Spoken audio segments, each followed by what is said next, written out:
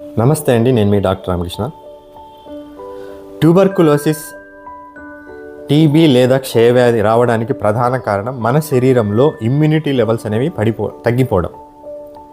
మన శరీరంలో immunity levels అనేవి లేదా రోగ నిరోధక శక్తి అనేది తగ్గిపోవడం.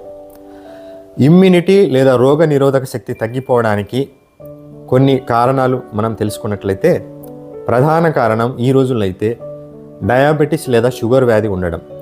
షుగర్ లెవెల్స్ కంట్రోల్లో లేకపోయినట్లయితే రకరకాల ఊపిరితిత్తుల ఇన్ఫెక్షన్స్ వచ్చే అవకాశం ఉంటుంది. న్యూమోనియా, టీబీ లేదా క్షయవ్యాధి, ఊపిరితిత్తుల్లో నీరు చేరడం, దీన్నే ప్లూరల్ ఎఫ్యూజన్ అని అంటారు. స్మోకింగ్, ఆల్కహాల్ తీసుకునే వాళ్ళలో ఇమ్యూనిటీ లెవెల్స్ అనేవి బాగా తగ్గిపోతాయి. అలాగే ఓల్డ్ ఏజ్ పీపుల్లో ఇమ్యూనిటీ లెవెల్స్ అనేవి తక్కువగా ఉంటాయి.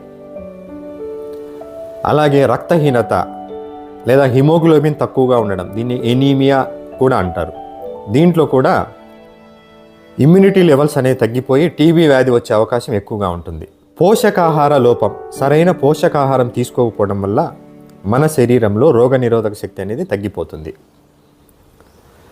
కొన్ని రకాల మందుల వల్ల, ముఖ్యంగా స్టిరాయిడ్స్, క్యాన్సర్ వ్యాధిలో వాడే కీమోథెరపీ మందుల వల్ల రోగనిరోధక శక్తి అనేది తగ్గిపోతుంది. కొన్ని రకాల జబ్బుల్లో వాడే ఇమ్యూనో సప్రెసివ్ డ్రగ్స్ అంటారు వాటిని, ఆ మందులు వాడడం వల్ల కూడా మన రోగ నిరోధక శక్తి అనేది తగ్గిపోతుంది.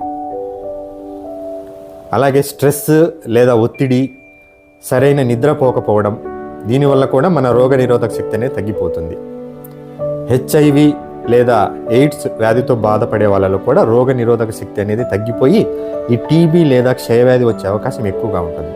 కాబట్టి 2 వారాలకు మించి ఎవరికైనా సరే దగ్గు కానీ, ఆయాసం కానీ, జ్వరం కానీ, ఛాతీలో నొప్పి కానీ వస్తున్నట్లయితే వెంటనే డాక్టర్ని సంప్రదించి ఎక్స్రే తీయించుకోవడం కానీ, సిటీ స్కాన్ తీయించుకోవడం కానీ, లేదా స్ఫుటం టెస్ట్ చేయించుకోవడము, మరి ఇతర టెస్టులు డాక్టర్ సూచన మేరకు చేయించుకొని టీబీ నిర్ధారణ చేయించుకోవడం అనేది చాలా ముఖ్యమైన విషయం.